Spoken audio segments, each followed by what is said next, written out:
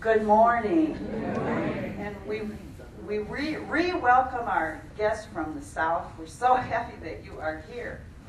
Our panelists will be sharing some of their personal stories with you, including how they came to be connected to the Dominican family. And at the end of all the presentations, we'll open up the floor to questions or comments or something that came to your mind when you were listening. So, our panelists are Sister Katherine Ann, Sister Ann Clennon, Sister Mary Grace, Associates Sue Brosmith and Phil Seck, and co-workers Elissa Regan and Reggie Britton. So we welcome them and you. And thank you for coming and swelling this crowd.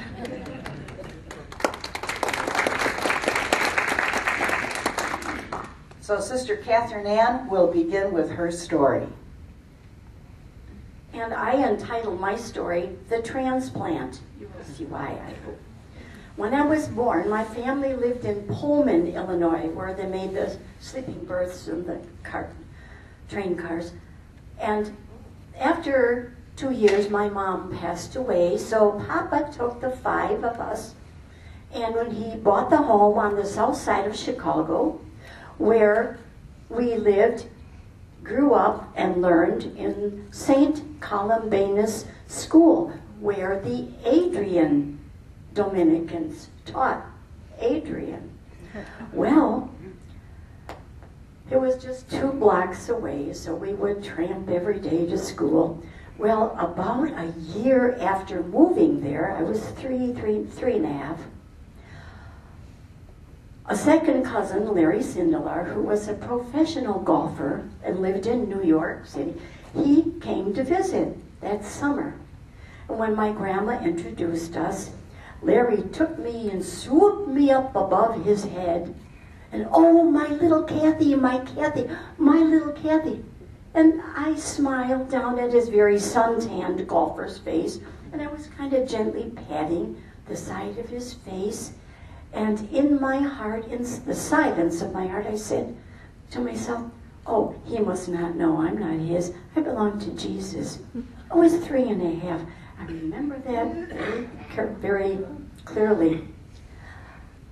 Sometime later, when I was in 2nd grade, Sister Katherine Henry, during religion class, my Adrian Dominican teacher, came in and, after our prayer, picked up the chalk and wrote Veritas in large letters across the chalkboard.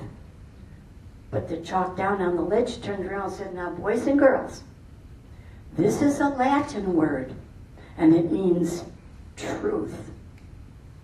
Well, I got the chills just now, because that settled in my heart, and it has yet to leave. It settled firmly.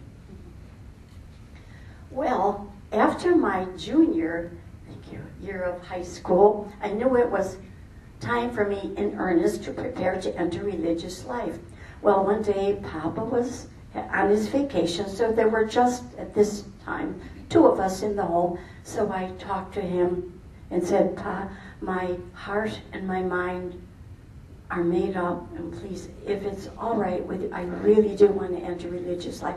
And he gave me his full blessing, probably knowing he would be alone the rest of his days. Well, in confession, I asked, Father, now I've made up, my heart and my mind, I want to be an Adrian Dominican, and what should I do? He said, oh, my dear, knock on the door and ask for your papers to fill out. Ah, there's the road. So I did that, and a very, very elderly sister whom I had never met came to the door. I told her my name and what I needed. Oh, yes, my dear. She sat me down in the kitchen, shuffled off, came back, and handed me the packet of papers to fill out. And my family and I, we had a lot of fun filling them out. However, this very elderly sister gave me the wrong mailing address. So to this moment, I've never heard from them. That's why I call this talk the transplant. Well, back in the day, we had pajama parties all the time. And my 4 girlfriends who lived in St. Christina's Parish, where the Springfield Dominicans taught,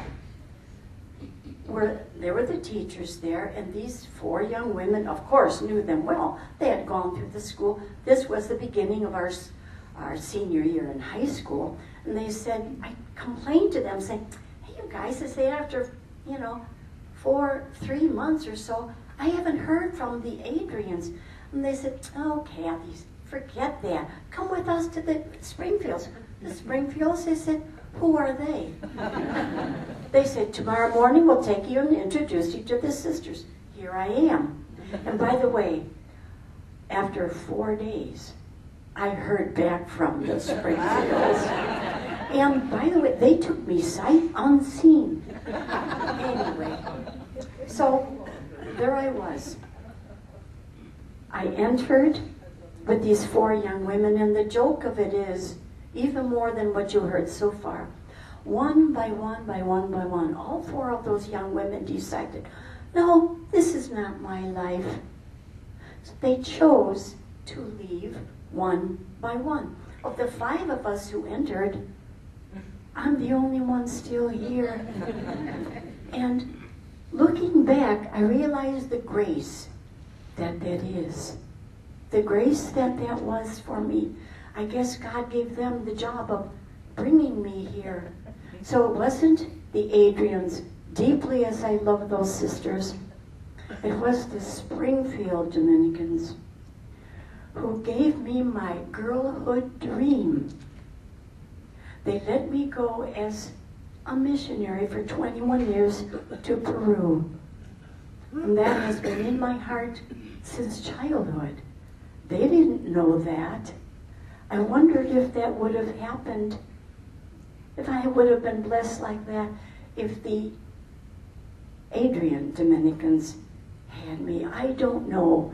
All I do know is that for more than 60 years, it has been the Springfield Dominicans who have taken me in and not only talked to me about how to live life, they are modeling it for me every day. They're teaching me about life, about love, about relationships, and how to live my life every day in the power of the Holy Spirit. Thank you. I think we'll move down to the other end of the table now. Elissa Regan, our switchboard supervisor, is going to be next. She's really anxious to be next. All right. Unlike the sisters, I'm not very good at giving speeches, so I wrote mine. So I apologize for not making too much eye contact. Keep the mic close. Okay. My name is Elissa Regan, and if you ask me how I'm doing, most of you will know the answer before I even respond. Awesome. I'm doing pretty awesome. I have been part of the Dominican family since I was 20. When approached by one of my favorite sisters if I would give a speech in front of a small crowd, I jokingly responded only if I could be off the clock so I could have a fruit drinks first. But then after realizing that it was going to be more than just a couple people, I should have went ahead and did that. All right, so who am I? Most of you who know me may not know this, but growing up, I had a very bad speech impediment, learning disabilities, and to top that off, I was a full-out hyper tomboy. My speech was so ununderstandable, and I was almost completely unable to communicate through voice. Through elementary, I learned sign language and other means to be able to show what I wanted to say. But in 5th grade, I found my words and was able to say most of them correctly. But by then, all the cool kids didn't want anything to do with this strange girl who didn't have a voice and who finally found one. At a young age, I had experienced loneliness and depression. Middle school was much better, but high school was a completely other story. I fell into the wrong crowd. I won't bury those details, and those are a couple years that will be left untold. At 16, I got my first job at a pizza joint, and after turning 17 in my senior year of high school, With only 2 credits needed to graduate, I decided that I would rather work full-time at the pizza place because I realized that even after high school, I would only be making minimum wage, working with ex-cons, and not really amounting to anything. That, thankfully, did not last too long. At 18, I met my husband.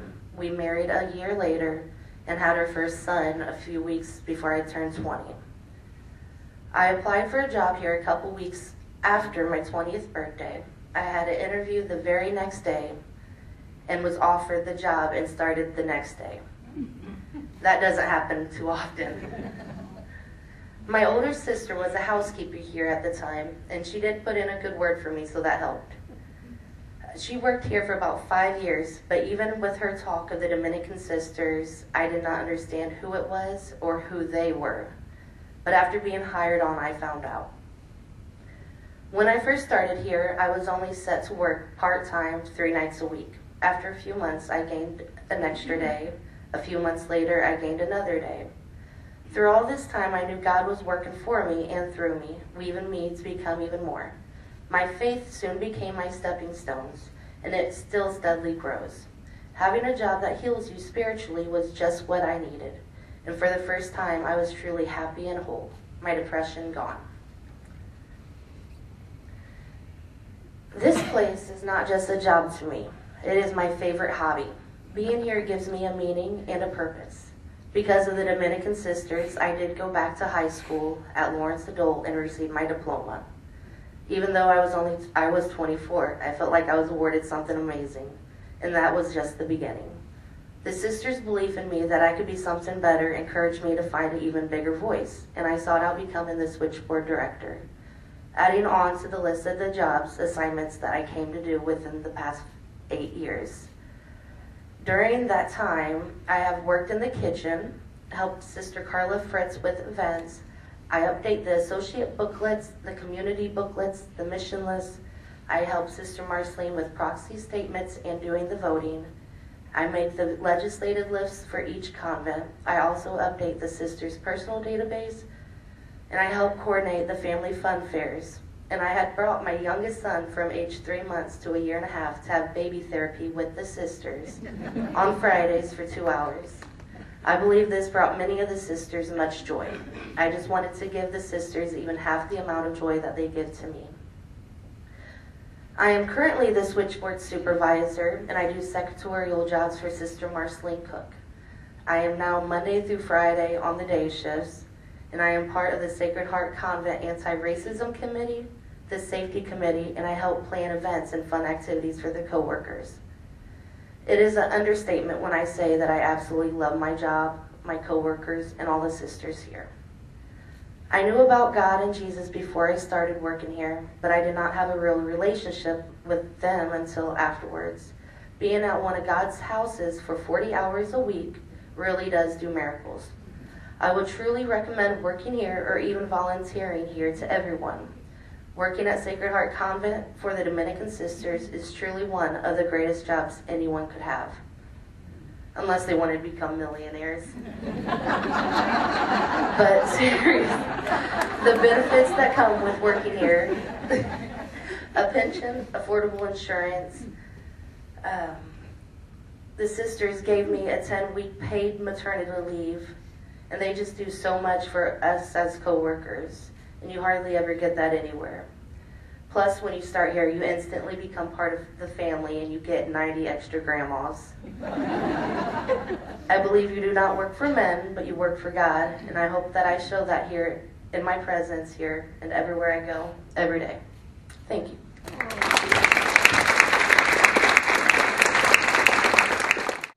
Hard to top these two yahoos, my gosh. I'm Sue Smith, and I'm from Jacksonville, Illinois, which is about 40 miles west of here. And it is the home of the Springfield Dominicans, I might add, that they started there before they migrated over here. But we're not bitter. I am going to tell you about my journey with the Dominicans. I am retired. I worked at the Illinois School for the Deaf in Jacksonville for 34 years. And I started as a teacher and ended with the last 12 years as the principal of the grade school. I've got a lot of stories, and that's a whole different Oprah. At the Illinois School for the Deaf, we had Catholic Mass every Sunday morning in our little bitty gymnasium with Father Leo Enlow, who had learned sign language. And we also had a couple Dominicans from the Jacksonville convent, including Sister Bernadette and a bunch of others. Also, we had Sister Alverna, some of you might remember her, who assisted with the religious instruction. And then we went to Sister Pat Francis. And so that was kind of my first go with the Dominicans. And then about 15 years ago, I thought, prison ministry sounds fun. It's got to be better than a principal gig. But no, I was still a principal. It was just like teaching school, but they were just older men and women. So I had been on several Residents Encounter Christ weekends, RECs, similar to a tech, but it's with inmates. And I had been all through Missouri, and I did one in Jacksonville, which was just down the street, by the way. And you have to picture, if you will, in these institutions, you're in a gymnasium with those fluorescent lights buzzing, and they've got you shoved in a room up these stairs. And you've got about 50 to 70 inmates, we call them the blue monks, dressed in their blue uniforms, and there's guards and walkie-talkies buzzing and telephones ringing, and there's about 10 lay people, and then there's these 3 sweet sisters sitting in the midst of all this. And 2 of them are here today, Sister Helen and Sister Regina, and also with Sister Mary Rose, who isn't with us any longer. But those 3 just were like the light in this room. And they touched, those blue monks still talk about these sisters. And every year for the last 15 years, we all went together, and we were called bladder buddies. Because you had to go to the bathroom at the same time. You know, you're in a facility with all these men, and we had to be escorted down these stairs into this office, unlocked by the guard, and all 4 or 5 of us women had to take turns going into the job. So we were the bladder buddies. But anyway, we did that for the last 15 years, and Sister Regina just made one about 2 years ago. But it's just hard because there are stairs, and it's a long day with the boys. So that was that little group. And so that, my other encounter with the Dominicans. Then at our Springfield convent, we had Sister Cecilia Ann. That is a force not to be reckoned with. When she called and said, Sue, this is Jesus calling. You just did what she said. You cleared your calendar, what you got on your list. She might need a sign language interpreter for RCIA in an hour, or she might need a ride to the store. It just depended. At that time, she also called and asked me to be a leader. Back then, they had that movement called Why Catholic. Remember all that? And so she had me form a prayer group, and that was probably about 10 years ago. We're still together today, the 10 of us. Sister would come to our meetings once in a while. And then she roped me into being an RCIA sponsor, which is 9 months. You could have a baby by that time, but I didn't even know. Tell us what RCIA is. Oh, that's where people want to become Catholics, and it's a process. They're not Catholics, and it's a formation process, and it's once a week for 9 months. So I did that twice for the sister. One I knew and one I didn't know. So that was a good process as well. She was something, but we love her dearly. But she's also not with us anymore. So then she said, she had this other brain idea. She said, why don't you become a Dominican associate? I'm like, what is that? So she kind of explained it. We had known other people who had done that. And of course, you can't tell her no. So I came along to the Dominican associate process and ran into Sister Paul Mary and that whole group, which led to Sister Joan. So these Dominicans were just constant in my life. I loved that program. And after being through it, I then became a sponsor because Sister Cecilia Ann asked me to be a sponsor of another candidate, and then a year later I was also another sponsor. And I come to the cluster meetings, and I came to Faith Camp once to teach some sign language. So you just see that Dominican spirit has been there all along. Still in my life, I go to RECs once a year, the Residents Encounter Christ. I also attend Catholic Mass or assist with Catholic Mass every Saturday at the prison. I've done that for about 8 years now with the Blue Monks. They were excited I was coming here. They said to tell you hello. They're good prayers, too, if you ever need anything. They got a lot of time. And then I'm involved in our Jacksonville homeless shelter. I helped initiate it. I've been on the board and I help write grants. And then when the guests move out, I assist with my neighbors and my friend network saying, hey, I need a coffee table, I need chairs, I need silverware and all that stuff. My prayer group still goes. We go once a month to dinner, a little wine. And then during Lent, we have our study. And then I assisted with a church project. We raised, the Southern Gal and I were in charge, and we raised $3.5 million to build an addition to our grade school, added preschool classrooms, and then we renovated our church. And most of those projects are done, but we're still collecting the moolah. And I'm on several boards and things. But the Dominican presence, as I look back, has been with me, and I am so proud to be as part of this community. I've encouraged others to join. My whole prayer group, almost everybody is one.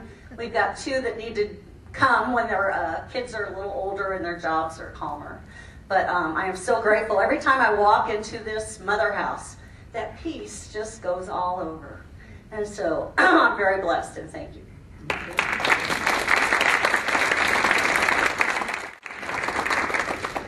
Thank you very much, Sue. How about if you just pass the mic to Sister Mary Grace? Oh, sorry, Phil. Don't leave. We'll get there. Sister Mary Grace. All right. Well, we start with the name Grace. I was thinking how to put 84 years in 8 minutes. And so I decided to just tell you about the chief graces.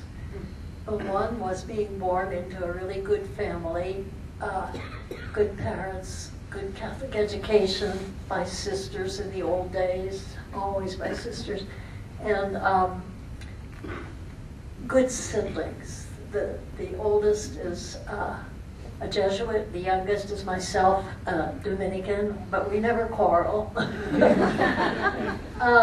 So that's, and the name Grace was given to me in religion by the monastery in Cincinnati, Ohio, where I entered in 1962, but that's a continuing story. So in the 3rd grade, I observed the 3rd grade teacher talking to my 4th grade teacher, and she was showing her one of my pieces of art. And I thought to myself, hey, I've got something special here. So I've kind of been focusing on art a lot since that moment, which was a grace moment. And then went to college, University of Cincinnati, applied arts, teaching, tried teaching after college in inner city schools, which were a little too much for me discipline-wise, but I loved the kids, but I didn't make a career of that. So I was kind of wandering around, and by the time I was about 26, I hit the bottom hard enough to bounce back up. And that's also a grace, hitting the bottom and bouncing back up, to realize that I needed some help. And I remember my brother writing in a letter, the Jesuit, saying, if you ever need somebody to talk to, this name would be a good one. So I had a drawer full of his letters. And another grace was to pull out, the first letter I pulled out had the name of this priest, this Jesuit. So I called him on a Sunday, saw him on Tuesday, and he suggested that I join a synodality out of the Xavier University in Cincinnati, which I did, and I was faithful to all the things that they advocated. It was a good group, very alive, and one of the things was that you had to have a spiritual director. So I had a nice, tall Jesuit, the Johnson, and first thing he said to me was, well, what kind of a man are you looking for? And I said, well, Father, you know what? I'm not so sure that's what God wants. And, he said, okay. So we go to the Xavier University's library and come out with this big, thick religious directory. And I'm supposed to write to all the congregations that had something to do with art and that were well established and so on. So I did that, and I got mountains of vocational literature, but nothing that really spoke to me. And so he said, before that time, he said, if you're thinking about being religious, what you need to do in typical Jesuit passion is discern. So you take a certain amount of time to discern and pray. And I prayed very fervently, and I knew that this prayer had to be answered because God wanted what I wanted, to find out what in the world he wanted me to do. And so it was answered, and I decided to give my life to God in some way. So that's where the religious directory came in, and still no answer. And then one of my fellow sodalists said that there was a Verona father, a missionary, Italian missionary priest, who was looking for a secretary. And I applied, and it was a wonderful experience because they were all so beautiful, and they appreciated my help, and I appreciated their presence. And at one point, they had a guest come who had a reputation of being a mystic and holy, and you could almost feel it when you met her. There was a certain presence that is indicative of that mysticism. So I asked her to sit down with me at lunch and share half of my cheese sandwich, and she did, and told her my problem, and she said, why don't you go to confession to Father Caserta? Father Angelo Caserta has a reputation for being very holy. He is very, very holy, and very, his great attraction is to the Sacred Heart. So, by the way, incidentally, he just, a few months ago, celebrated his 100th birthday. So I went on Saturday to St. Louis Church, downtown Cincinnati, April 1st, 1962. And there was a long line. I had to wait.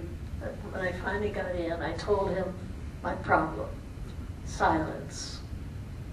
Mystical silence. Loaded silence. And then he said, you will become a Dominican nun. I said, okay, but I didn't know there was a Dominican monastery. I didn't know any Dominicans or what they were about or anything. And I completely, I was overjoyed. I was just full of joy. It was raining snow, and I remember I had to take the bus home, and I was like walking on air. You hear that expression, that time, and the only time I really experienced it. Walking on air. And of course my mother, who I would be leaving her in an empty nest, didn't get too excited about the idea. She said to me, she said, when you were kind of having trouble, I called the nuns because she knew there was a Dominican monastery there, and she called them for help for her youngest daughter. And then she said, but I didn't mean that. I didn't mean that you should know that. That's not what was in the bargain. But she didn't object and encouraged me as much as she could. So then Father Caserta took over my direction and waited until July to have my first visit with the Dominican monastery. And I remember there were a lot of steps going up, and the extern sister said later, she said, you ran up those steps. And that's when I could run. But she passed by in the chapel. I was waiting for the time for the interview, and she passed by in this white habit. And I thought, oh, I like that. I didn't like those black habits. So everything went fine after that. They finally gave me a box full of postulant outfits that smelled like moths. I was supposed to find one that suited me. And so on December 8th, I entered And the extern department is quite nice. It's, nice flooring, walls and everything. And you open that cloistered door. My mother's in tears. My brother's trying to separate my sister and myself. It's a very dramatic moment, as you know. And an inside concrete floor, concrete block walls, was quite a contrast. I thought, what am I doing? And then the next, that was the 7th. No, yeah, the 7th. The 8th was the Feast of the Immaculate Conception. And everybody was talking and singing and praising the glories of Mary, and I was crying all day. And I was thinking of my poor mother back there.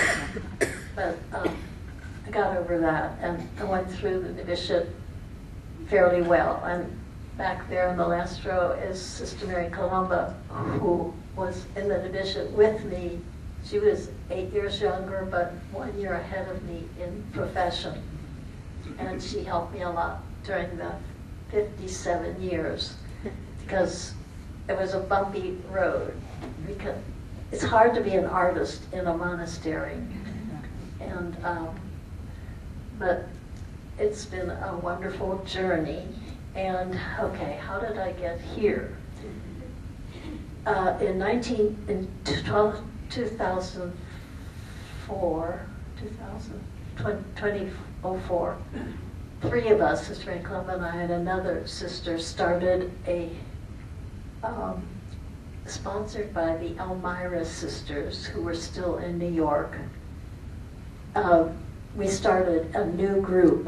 Kind of circumstances kind of forced this on us, and we settled in Delaware, where a good friend of ours, a Dominican, Father Ambrose Eckinger, was the head of the campus ministry at the University of Delaware. And for 10 years we were trying to make a go of it, but we couldn't. And finally we voted to join, and were voted upon to join the Elmira Sisters.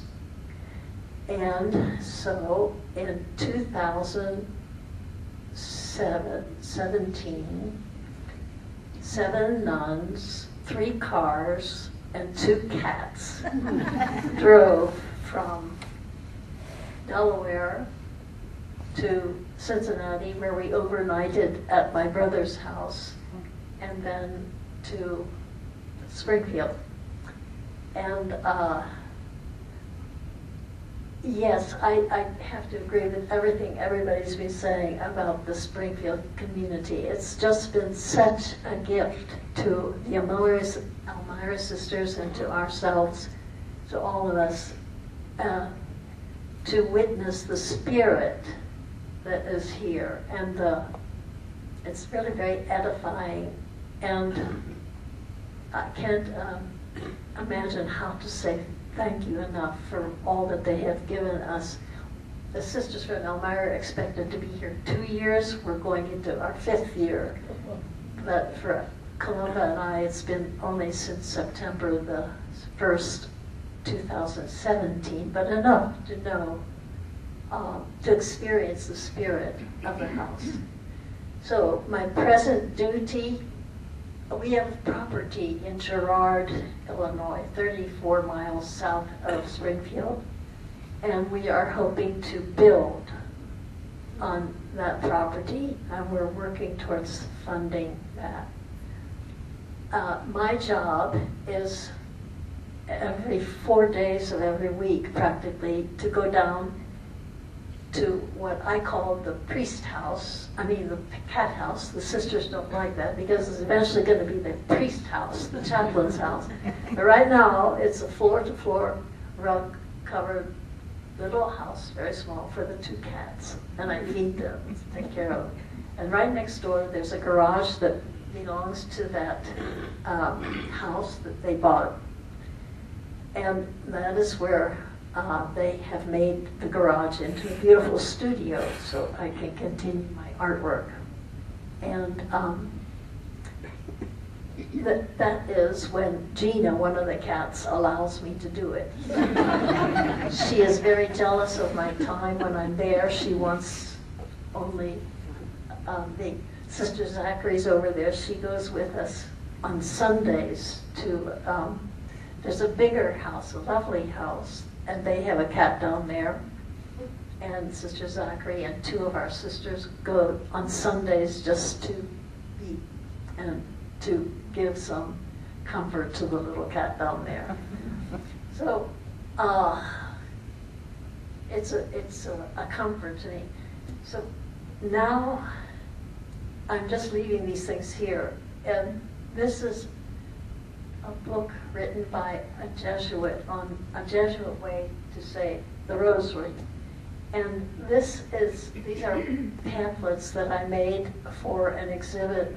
I'm connected with a gallery in Chattanooga, Tennessee, and I've done, I think, 3 exhibits down there. And this was the latest one, The Joys and Sorrows of Mary. And we had an English guest for 3 months in Delaware, and she was supposed to be here this week, but she just couldn't make it.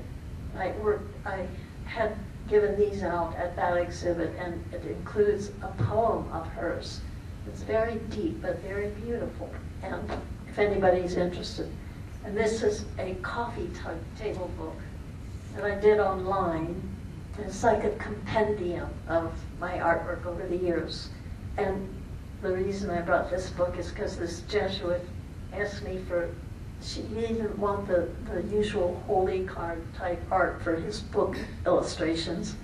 So he chose a very difficult thing, collage. So I have 20 collages, and I've also put those in that book on the left side. So if you want to.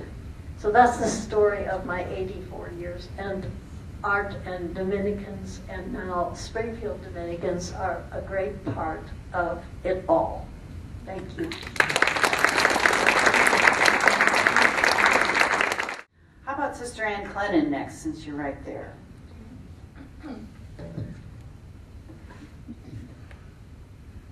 Good morning. I am the product of a mixed marriage. My dad was a Democrat and my mom was a Republican. And my mom was also non-Catholic, and she did convert to Catholicism, but never to the Democratic Party.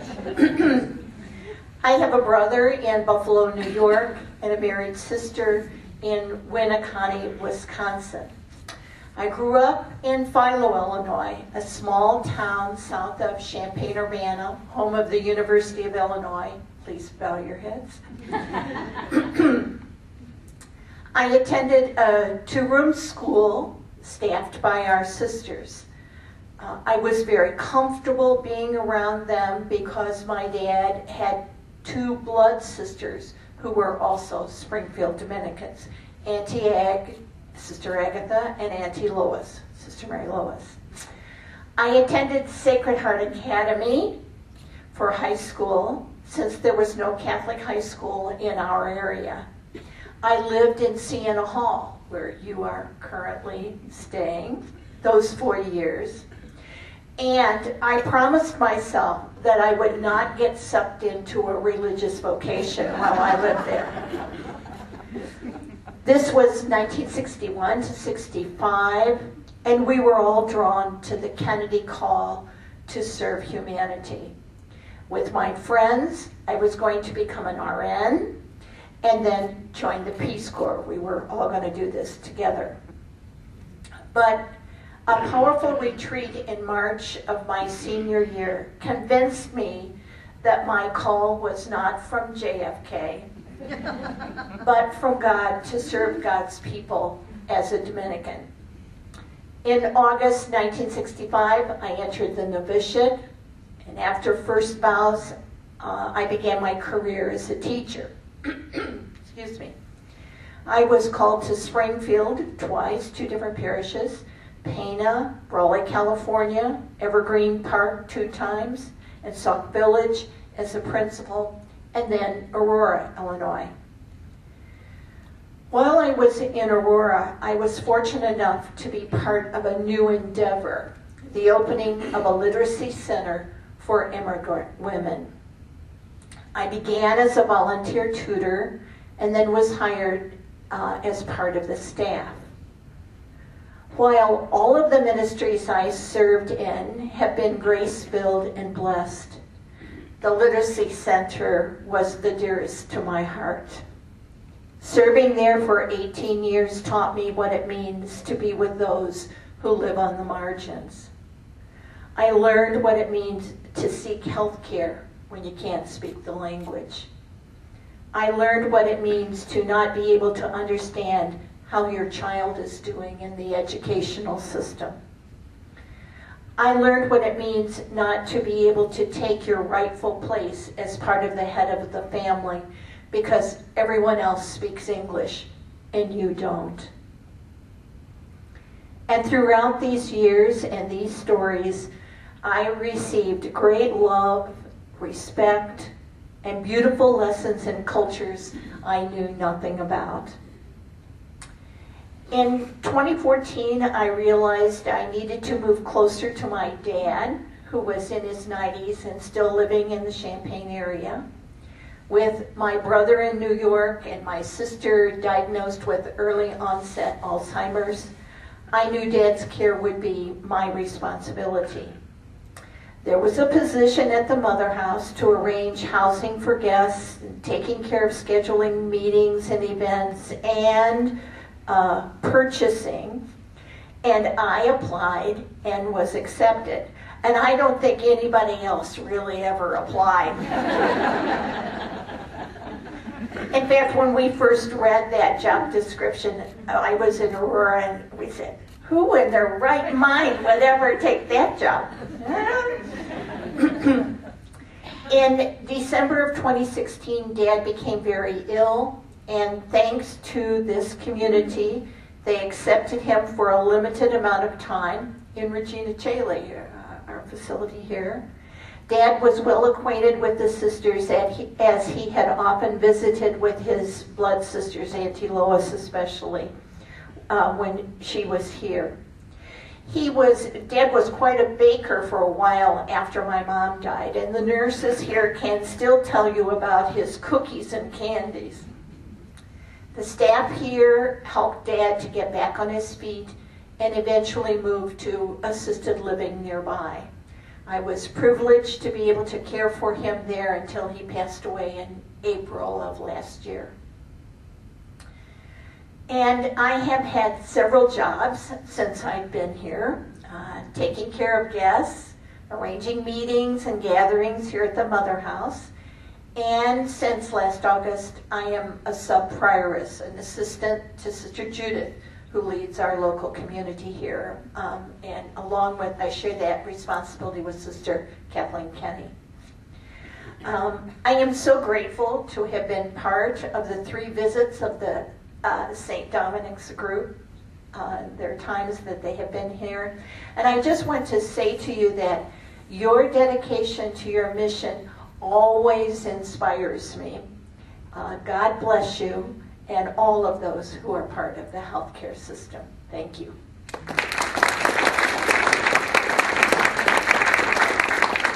Okay, why don't we go to Phil and Reggie? You're so patient, but our gentlemen have been waiting, so Phil, you're on. Thank you, Sister Ann. Thank you, everyone. Sister Joan told me to keep this to less than 2 hours, so I'll do my best. I was thinking as I was listening to the others, the journey and the connection to the Springfield Dominican family. Well, mine literally was family. My Aunt Carol was a Springfield Dominican for many, many years. So as a child, this very wide-hatted woman would show up at our house and very carefully extract herself from the car. And she was Aunt Carol. She was my Aunt Carol, a very statuesque woman. She taught at Rosary High School in Chicago for a while, and we always loved hearing about her life as a Springfield Dominican. At age 10, I moved from north central Illinois down to Springfield, and immediately became immersed in Catholic schools for the first time as a student. I lived directly across the street from our Blessed Sacrament School here in Springfield, so I went from the Dominicans to the Ursulines, and graduated from Blessed Sacrament Grade School, and then I went to Griffin High School, where I became familiar with the Viatorian priests, and then on to junior college here in town, where it was Ursuline sponsored. So my life with various communities was one that was very special. One of my favorite high school memories was that my after-school job was that I would go to the Ursuline convent every afternoon, and I would drive the sisters to all their appointments. And it was very interesting that many years ago how so many of the sisters didn't drive, but how they thought they knew the directions better than I did pretty consistently. And I quote from the backseat of the car, "Sister, you have been south of North Grand in 20 years. Just let him find a way."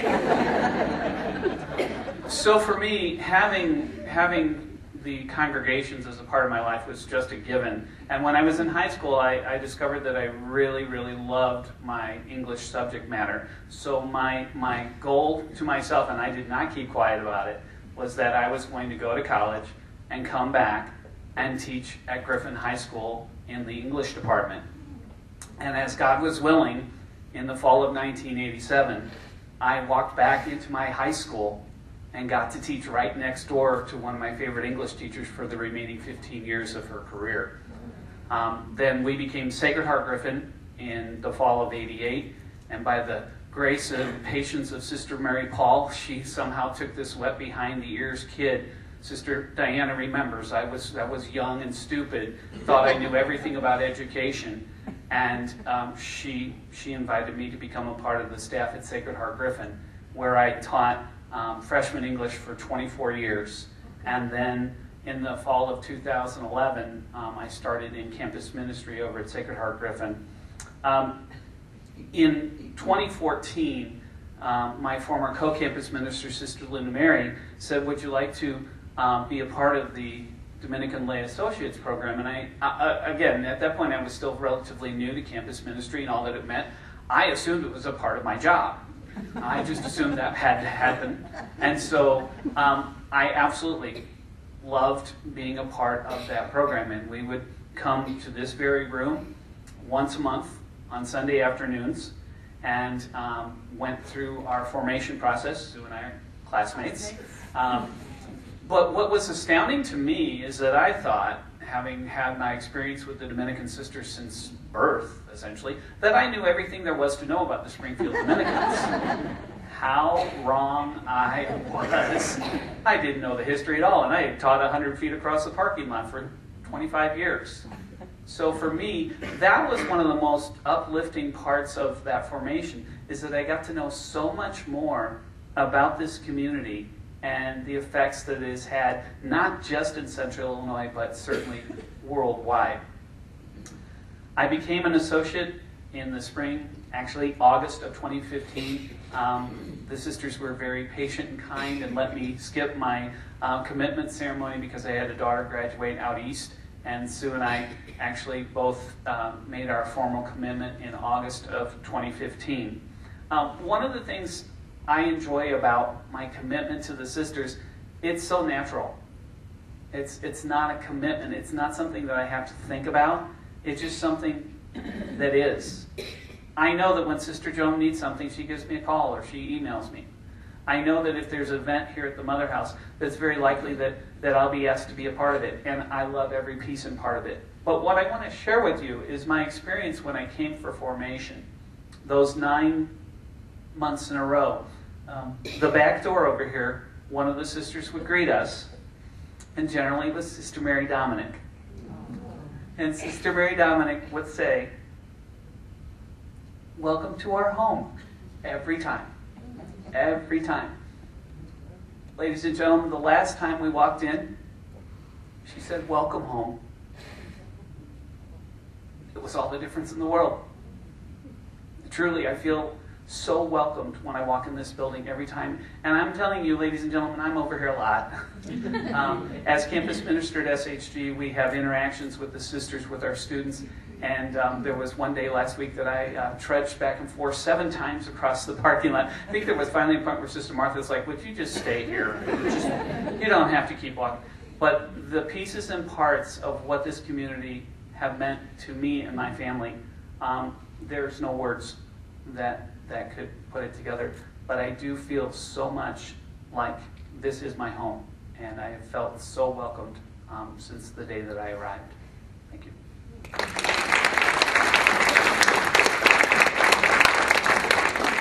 These stories are heartwarming, aren't they? And thank you for your patience. And now we're going to hear from Reggie, our food services director. You're on, Reggie. I don't know. This is a hard act to follow. Thank you all for being here. I didn't have anything written or prepared. I just want to take a few minutes and tell you my story. I was drafted by the sisters in 1996. And I say drafted because I started out, I'm going to make this real quick. I went to Holy Angel School. And I left Holy Angel School in 5th grade. And I hadn't seen a sister since then. And I didn't think I ever would want to see a sister. But after that, I moved, my family, we moved around quite a bit. And we settled in East St. Louis, back into East St. Louis, where I went to public school. And I left there and moved to Springfield. And I worked for the Franciscans and the Franciscan Brothers. After working there for 6 or 7 years, I left there and I saw an ad in the paper for a dietary aid in the kitchen here at the Mother House. And I applied, and that's when I met Sister Carla. And we had a wonderful interview. And the next day, Sister Carla called me back and said, you got the job. And I told her I had to give a 2 weeks notice to the Franciscan Brothers. So I went back to Brother Rayfield, and I told him that I was going to be working for the Dominicans, and he said, you be careful. He said, just be careful. He said, you think us Franciscans are bad. You wait till you meet those Dominicans. And so when I started here, you know, I really didn't know anything about the Dominican sisters. But I learned a lot just by being here. I didn't know the language, you know, I didn't know the order, you know, or the history of the order. And I found out that seminarians are not something you keep in the freezer. And I had no idea what a seminarian was, and so one morning a sister told me we were having seminarians for breakfast, and I looked all over the freezer for these seminarians and couldn't find them, and I had to call Sister Carla and let her know that I did not know we were having seminarians, and I had no idea where they were. And she explained to me that they were brothers that were here. And I learned what a seminarian was. And from there, I mean, I have tried to get away from this place. I filled out applications for other jobs, but nobody wanted me. So I had to stay here. And here I met my wife, Maria, who was a niece of Sister Clarice. And we had a wonderful marriage, and we had 2 beautiful boys who basically grew up here. And just like I did, I was growing up here. And we had separated ways, and these mothers of mine, all of these mothers of mine had just taught me so much about life and religion and spirit. And they have been absolutely wonderful. So I learned a lot being here. I was introduced to a lot of wonderful people who have became a huge part of my life. Sister Regina Maria has introduced me to Dr. Wayne Dyer, who I'm a big fan of Dr. Wayne Dyer. And after me and Maria, I went along in life and just kept working here. And like I said, I applied for many jobs, but nobody would have me. Interview after interview after interview, they said, no, you have to stay with the sisters. We're sorry. So I ended up just staying here. I've been here 23 years. And then I met my wife, Laura, who I had no idea, whose aunt was a Dominican nun. Sister Trinita. And it just seems like I cannot get away from these sisters. And we took a trip down to Florida, and we took our kids to Disney World a few years back. And we were at Disney World, and I look around, and what do I see? Dominican sisters. I just can't get away from them. So I decided, I guess it's meant for me to be here. And I've learned over the years that God puts you where you're supposed to be in life. We think we say, oh, we have to do something in our lives. We have to do this, we have to do this. But we're all just being done. God has a plan for us, and He will put us where we need to be, and we will be there where we need to be, regardless of how much we fight it. And I have been fighting to get away from here. So, but last year, our director of dietary said she was retiring. And I said, oh, you're retiring? And she says, yes. And I told everybody, you should take the job. And all of my mothers here came through the kitchen one by one and said, you go down there and you apply for that job. They didn't tell me, didn't ask me. They told me to go down there and apply for that job. And I did. And I got the job. And after 23 years, Sister Dominic comes by the office, and Sister Carla would come by the office, and they said, finally, after 23 years, you got an office, and you deserve it. And so, Sister Ann, I don't know how you do all of those jobs and take care of me, too, at the same time. She's amazing. But she's taken on that job from Sister Carla, and I miss her a lot. And I've been here 23 years, and my 23-year experience has just been a blessing. If you ask me how I am, I can tell you, and I truly mean it, I am blessed. And I have been blessed for the last 23 years. Thank you.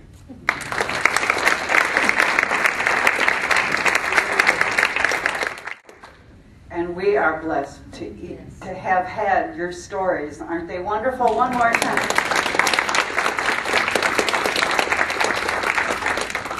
And now if you have a comment, since we're being taped, if you'd raise your hand and we'll bring you a microphone and you'd like to ask them something or ask for a clarification or tell us what's stirring in your heart. Thank you, Katherine, and thanks be to God, each one of you, and what you have given us by your experience with us. Thank you.